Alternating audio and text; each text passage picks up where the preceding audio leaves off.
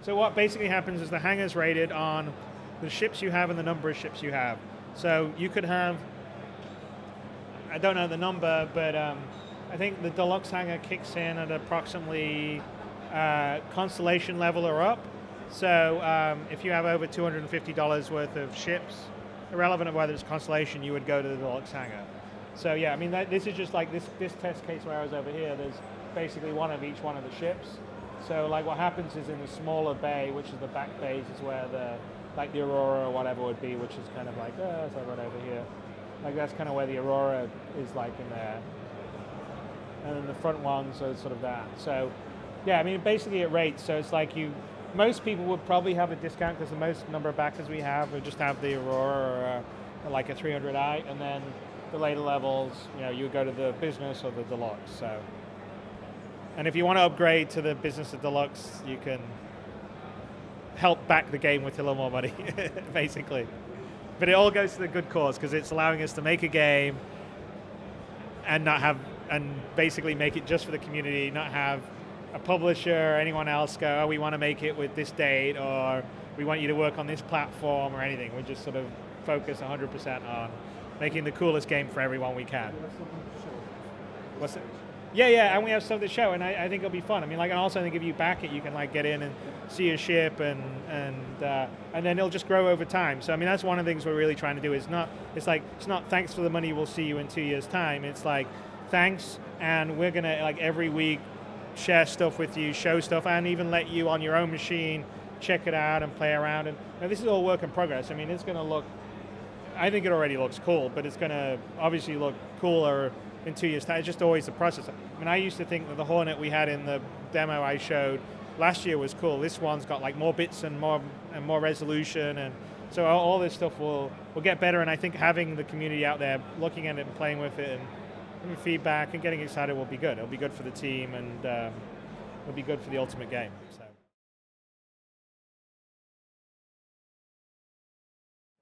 So I mean, that's a good question. I mean, for me, it's sort of all the games I always make are based on kind of how I would approach a game. So what I want with Star Citizen is I want the the initial experience is nice and easy and simple, the way playing Wing Commander was or Privateer was.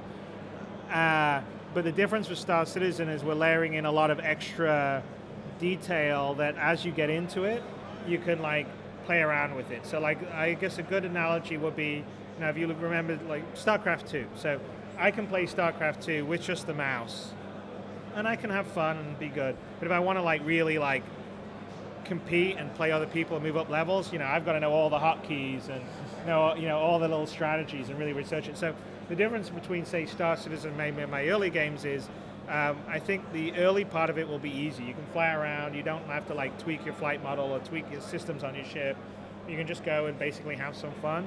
But if you want to get into it and you want to customize your ship and load it out with different parts and make it, this ship's better for combat, or this ship's better for stealth, or when I get in combat I want to do this special maneuver, we have all that extra level of functionality in there, so you can go deeper in it than maybe you would have been in the past. But at the beginning, the experience should be very much like a Wing Commander or Privateer experience. You walk in, it's kind of easy to fly, it's kind of fun to fly. Even the early missions should be fun. There shouldn't be. I hate grinding. I always hate the things I hate when I've tried to get into MMOs is at the beginning they sort of force you into this grind to level up.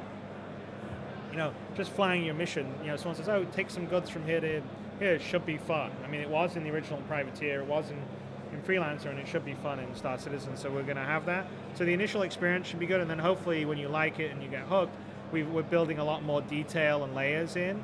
Than I've ever done in the past, and so hopefully it will sort of keep your attention for a while. But it should be. I don't think it should be too difficult at the beginning, outside of it being a space game and grasping that you need to fly around and combat. But it should be fairly. I mean, I should be the game. Shoot on this, use it on my keyboard or mouse, or do it on a joystick. All of the above we sort of support.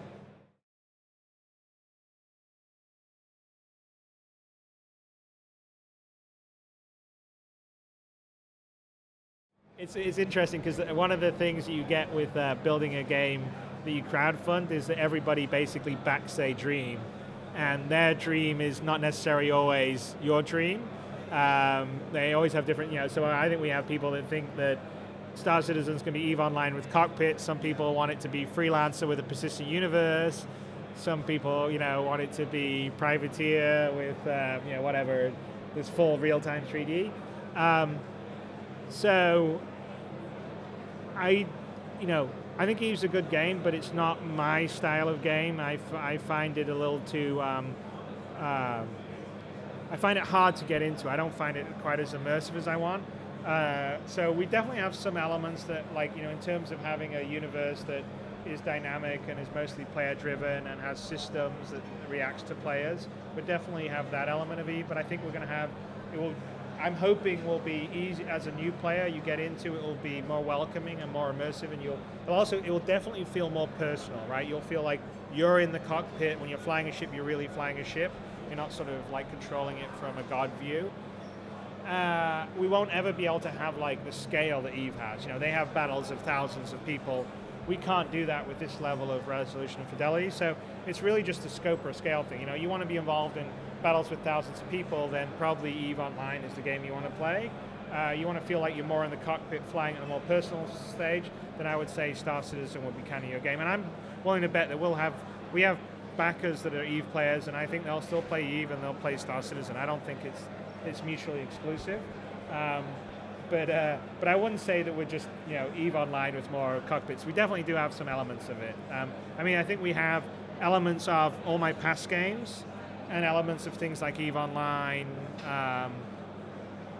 But the focus is on sort of first person and immersion in the universe, which you sort of see. If you've been following it, we did that commercial for the 300i that was done like a BMW commercial, but as the company in the future doing the commercial.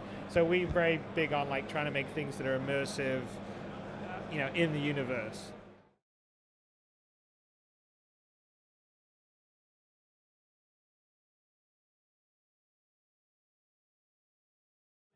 And one of the parts of the design in the game is that, if you only log in once or twice a week,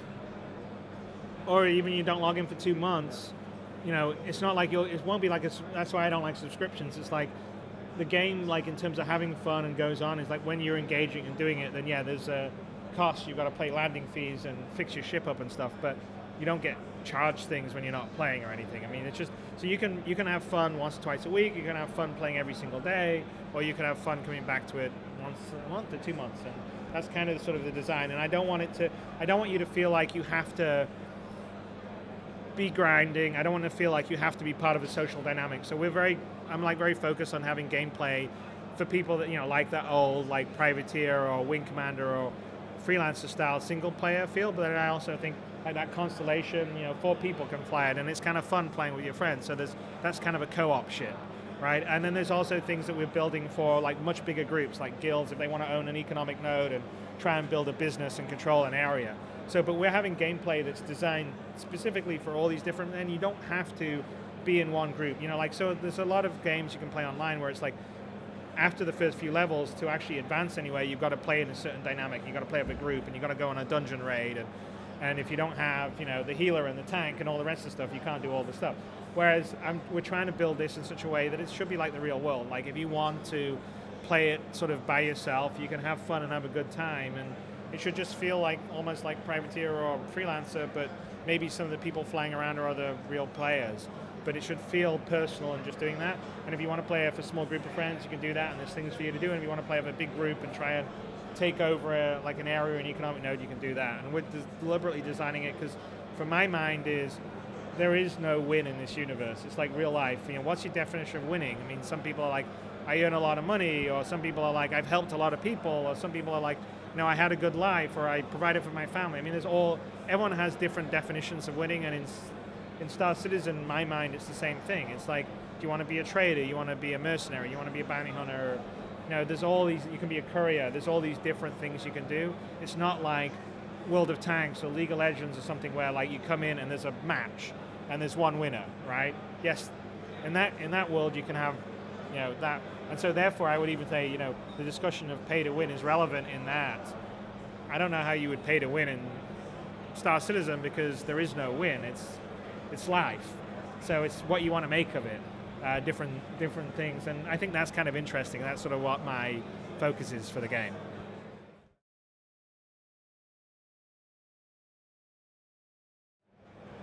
Well, I was hoping we would do all right. I didn't think we would do this well, so my plan was originally to do crowdfunding to prove to the investors I had lined up there was basically I had to deal with investors, but if I did between $2 and $4 million, they would come in with $10 million, and between that, I thought that would be enough to get it to an alpha stage that I could get it out there and be raising more, basically selling alpha and finishing the full game. But first of all, we did so well in the initial campaign that I was like, okay, we don't need to be just alpha. I can do all the features, and then we continued to do so well that I was like, okay, well, I don't think we need the investors. And as much as the investors were great or nice and everything else, investors have their own agenda, which is like they put their money in and they want a big return.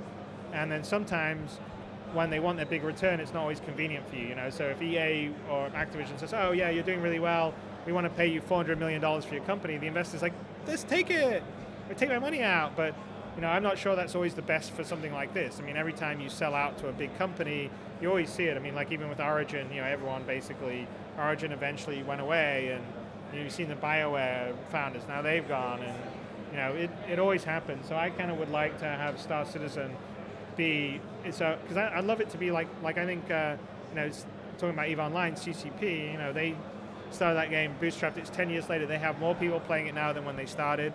The game keeps evolving, they really engage with their community, and I think that's, they don't have any pressures, they don't have like shareholders demanding that or investors demanding they need their money out now or anything like that. So the fact that we can be crowdfunded, I didn't think it was possible, but it's amazing. And so it allows us to just try and make the best game possible for everybody that's backed it, and not worry about anything like, okay, we need to make this quarter, or we need to be this profitable, or anything like that. So as far as I'm concerned, as long as we make enough money to run the services, that's great, and anything beyond that's gravy. So that means that, I'm hoping we'll have a lot of players, but we probably don't need as many players as, say, someone like EA does on an online game to justify keeping the service up. So.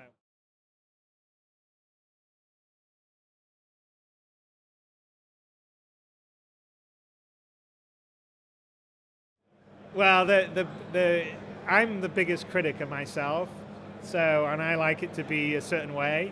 So I'm definitely delivering a game, and it's going to be good. But I definitely do, and there is pressure, right? So I feel much more pressure here than I would do if a publisher, but because there's a lot of people that put their own personal money in. But I'm not gonna. I mean, because I'll be letting myself down if I didn't deliver the game. Now that's not to say that I'm not foolish enough to understand that there's a lot of people that have backed this, and like I said before, they all have their own idea of what the game's going to be, and it's not necessarily going to be the final game because it just isn't possible. I mean, everyone has Star Citizen is a dream, it's an aspiration, and so like you said, some people are like EVE Online with more action, and more people are like okay, privately or persistent universe, and there's a lot of different ideas that people have. Some people want more the single player and the PvE, and then there's the people that want PvP and they don't want PvE, and so that's a lot of people to make happy. I'm not going to make all the people happy at once, but I do think the game that I'm making with the features that will be in will hopefully make most of those people, they may not have everything they want, but they'll have enough things and it'll be good enough experience and have a good time. And that's what I'm focused on that, and I'm also focused on making the experience that if you back it, just seeing the updates and being involved in it, that's like the journey is already a reward, and like when you get to the final game, that's like your bonus. And so those are my two sort of core tenets, and I think ultimately most people, I think, will be happy with that. Won't be all the people, you just never. I mean, the golden rule is you're never going to make all the people happy all of the time. You can make all the people happy some of the time, some of the people happy all the time, but never all the people happy all of the time. It's just the way it is.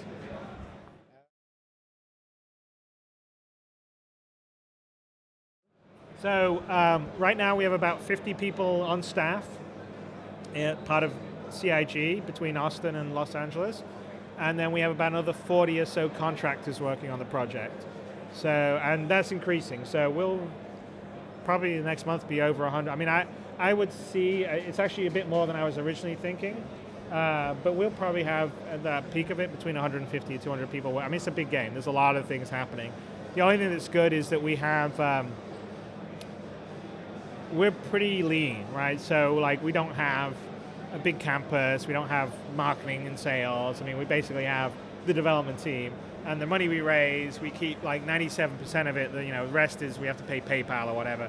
So equivalent, we estimate to get the base persistent universe out there is about 20 million, which means we need to raise about 22 or 23 between fees and hard fulfillment costs for the publishing. Which looks like right now we'll be able to reach based on our trajectory. I think hopefully we may even be able to, maybe early next year we'll kind of get there.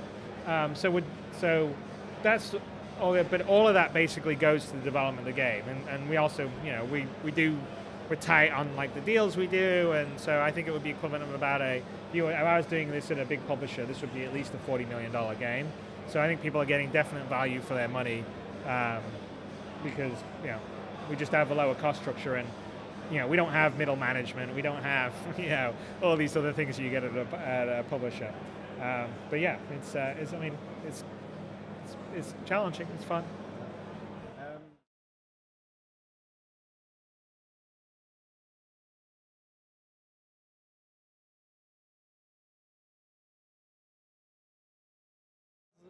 So no, definitely. So there's a fair amount like film. Well, a couple of things bringing back from film is one, they're pretty disciplined on production. So there's a lot of production techniques we're using in our pipeline to deliver the assets. They're very much like film production techniques, and we're using a lot of film tools, and we have a lot of film people and approach. And so I'm actually on the production of this game, I'm not particularly worried about the art content. It'll be a lot of work, but definitely controllable, and I can scale it and it's doable. The engineering side's actually the like it usually is a bigger risk item. So I'm using some of the production, like I did a lot of pre-production before I even showed the game, like last October, and that's part of my experience of film. Whereas I spent a lot of time working out like how the game would work, how we would do the online server, all that sort of stuff. So when I went and launched the campaign, I wasn't making it up. I was sort of and I could show something and say, okay, this is what it was. And I think that also helped us raise as much money that we've done. And then the other thing I'm bringing back from film is like with film, you learn that the connection, the story, the immersion, what they call in film, the suspension of disbelief, comes from, a lot of it comes from the small things, the details. So like if you look at a film, like generally films, the story they tell in a film isn't a big story. Like if you read a novel, the story in a novel usually covers a lot more ground. Films tend to be a pretty simple idea, but they're told with a lot of detail. And there's little moments, and a lot of times the really emotional moment in the film is a moment that like is nothing but like just on someone's face. And then they're not even saying anything. It's just like you can see kind of like what they're thinking or the emotion. And so taking the time for like the small moments, the little details, really I think connect you and suspend the disbelief and immersive. So we're really trying to do a lot of that in this. So like there'll be just lots of things when you're in the ship, all the little bits that can move and everything. And you could say, well, what does that have on gameplay? Well, all of that sort of adds to you being immersed into this world and losing yourself into it. And I would say, like, if you look at like Naughty Dog's games, like The Last of Us, I think for me is the best console game of the generation. I mean, that will be the high point of the art, I think. But it's amazing, and there's a huge amount of like just little moments and details in it that suck you into the world. And I think that's something that you need to do. I mean, it's something that a long time ago I tried to do, and that was kind of what I was known for, and I'm sort of bringing back more of that, and the attention to that detail is really important, and have that in the game, because I just think if you can have that, it will immerse you into the world. And for me, I mean, that's what I want to do. I want to build this universe that you just get lost in, and now, yeah, you can go off and you can be whatever you want to be, a mercenary or a space pirate, and have a great time and escape, because building worlds is always, like the old Origin motto was like, we create worlds, and that was pretty much Richard's and mine. That's what we like to do. And so I'm having a lot of fun, because with Star Citizen I'm getting to build a world in a detail that I've always wanted to build, but I've never gotten to. I've always sort of built bits of it and been frustrated, and this is my dream game, and I'm actually lucky to have enough, thank you to everyone out there that's back, enough people sort of be excited by that same idea and back myself and the team to make that game. So it's really great. Yeah. No. Well, I mean, I backed and supported Shred of the Avatar. We even did a cross promotion with them, and yeah, and I mean, when I actually launched my campaign, Richard lent me his offices, and so when we were in Austin, we were first launching, I was using that as sort of our war room. So yeah, no, I gave him tips and support on when he did his crime. I mean, I was telling him a long time ago, I was saying, don't do this social stuff. People just want another Ultima, do another Ultima. So it took him a while, but he's doing it now, and I think he's doing a really great job. So, but yeah, no, so he's, I went to his wedding in just outside Paris. Was it last year, I think it was? So yeah, no, he's, I mean, yeah, we're still good friends.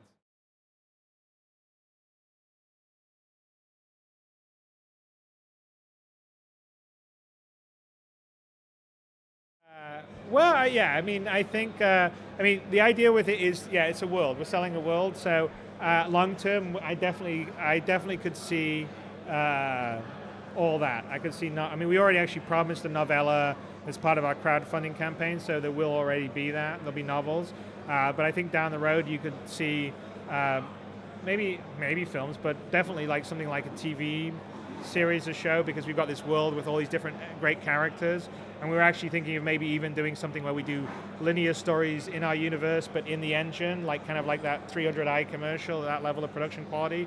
But stories like, if you go on our site, we've had stories of like, we have some characters like Kid Crimson and Cal Mason and Tony Ariel, who's sort of this female space explorer. And we have these characters that we're going to introduce. We introduce in these fictional, like they're like old cliffhanger series of the old, like little, every 10 episodes, the full story arc, and each one has a cliffhanger at the end. And they would be perfect for like a little serial that maybe the backers have. So that may be something we'll do down the road. But yeah, I mean, it's a universe, so it's you buy into it. I mean, I think Wing Commander had that a long time ago. I mean, there were novels and there was a TV series, and I did the movie. Obviously, Star Wars is the best example of something that's done that well. So if the universe works and resonates, which I hope it does, then yeah, I mean, I think people just like to spend time in it. So, and it's fun creating that. So long term, yes. Short term, got to get a game done first.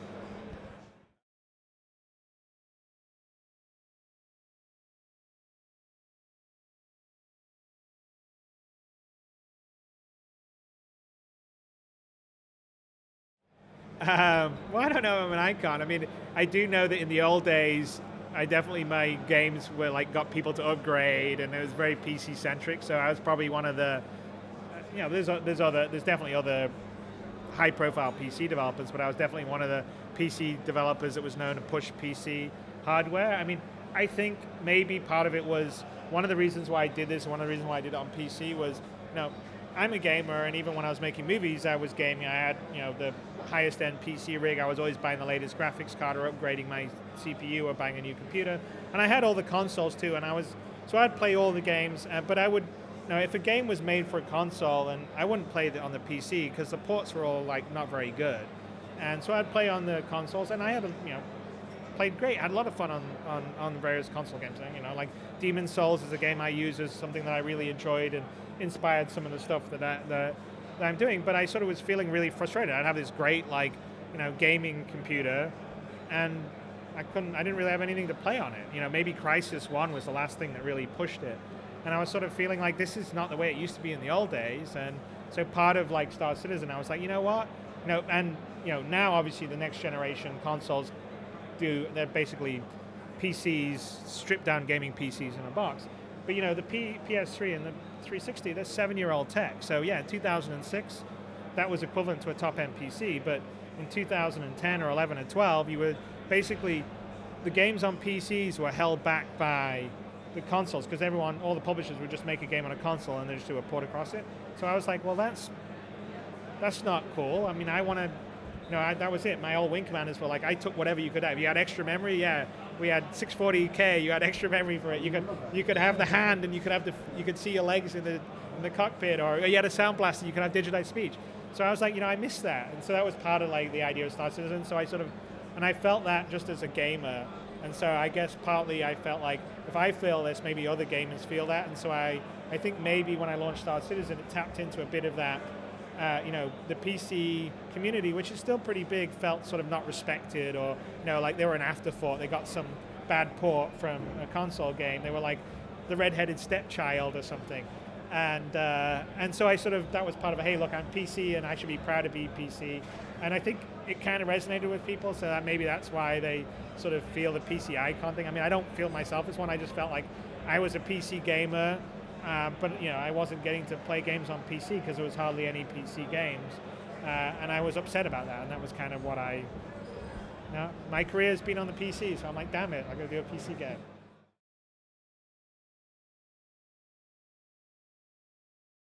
I mean, from my perspective, they're just PCs. They're like kind of stripped down PCs. So actually, it's actually been good for PC gamers now, because what's happening now is people they're actually developing on a high-end PC and porting it to a PS4 and a PS3. So your PC's your high-end version, and then the next-gen console guys are in the ports. If you go around like Crytek, where they're developing stuff, I think they've got a few dev kits, and everyone else is running on a high-end PC. So it's actually going to be decent for PC gaming, because you're not actually going to be sort of getting these hand-me-down ports. Longer term, it'll be interesting to see, because obviously PCs, every year they advance, right? Next year, there's a whole new round of graphics cards. Actually, coming out this fall, there's some new ones that will be from AMD, and they all keep jumping up. So already the top-end PC is more powerful than the Xbox One, but it's close, right? So the graphics isn't quite as fast on the consoles, but then you don't have all the operating system in the way that slows it down. So DirectX is really bad on a PC. It actually if you didn't have DirectX and you went straight to the hardware, you would have a lot more performance on a PC. But over the next few years, PCs will be, again, moving ahead, because consoles are already static. And so I like the idea of being on my first platform be one that, some new feature comes on board, I can push more polygons or more effects or do more things or have more ships in a battle arena or whatever it would be. So yeah, I don't mind. I'm quite happy. I wear my PC badge.